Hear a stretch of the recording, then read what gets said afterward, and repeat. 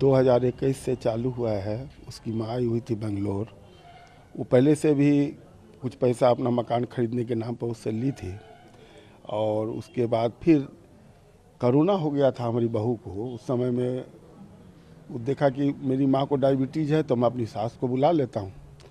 ये समूचा वहीं से प्रकरण चालू हुआ है, और उसने फिर पैसे की डिमांड की थी। हमारा बेटा कहा कि नहीं, हमने बिना पापा से पूछे हुए आपको पैसा दे दिया है, जो कि मुझे रिटर्न चाहिए। तो वो कही कि ठीक है, मैं अभी यहाँ कोरोना बहुत ज़्यादा है, मैं अपने नाती को और बेटी को लेके जाती हूँ जौनपुर, उसके बाद आपसे बात करूँगी। वहाँ जाने के बाद उसने कहा कि तुमको पैसे चाहिए ना, ऑनलाइन अपनी बहू से मेरे बेटा के अकाउंट में पैसा उसने भेज दिया। उसके बाद उसने क्या रचा, मैं तो सोच भी नहीं सकता था इस सब बात को।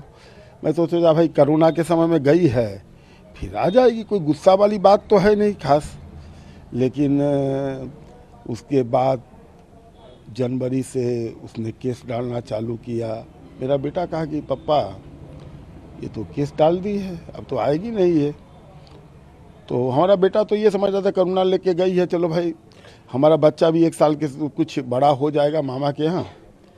तो वो चुप था। जनवरी के बाद से लगातार केस पर केस, हमारे पूरे परिवार पर केस डाल दी।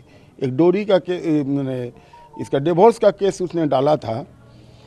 तो अदालत में लगा 1-2 पेशी के बाद कि भाई इसका केस डालने के बाद तो हम फंस जाएंगे, तो डिवोर्स का केस डालने के बाद फंस जाएंगे, तो डिवोर्स का केस उसने वापस ले लिया।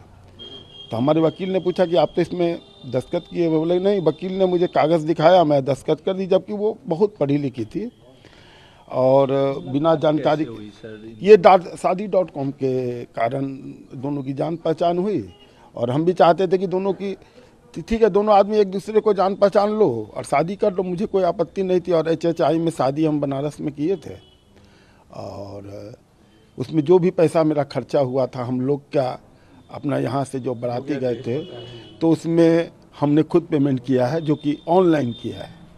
सारा पैसा सारा पूरा उनका हमने नहीं दी। जो होटल का खर्चा उन्होंने अपना बियर किया, हमने अपना बियर किया। जब ये डिवोर्स की बात हुई तो कितना पैसा जब तक आप आपके बेटे से ले चुके थे, और आप लोग डिवोर्स की बात हुई उस समय तक पैसा उसने नहीं लिया था।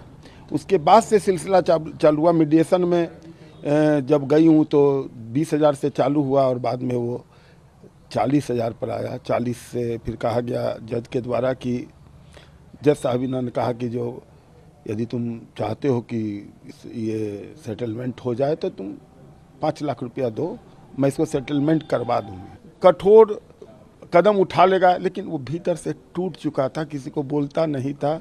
उसने तो राष्ट्रपति से भी गुहार किया, अमेरिका के प्रधानमंत्री नरेंद्र मोदी जी से भी गुहार किया। मैं भी गुहार करता हूँ अपने नीतीश कुमार जी से भी, जो बिहार के रहने, हम भी बिहार के हैं।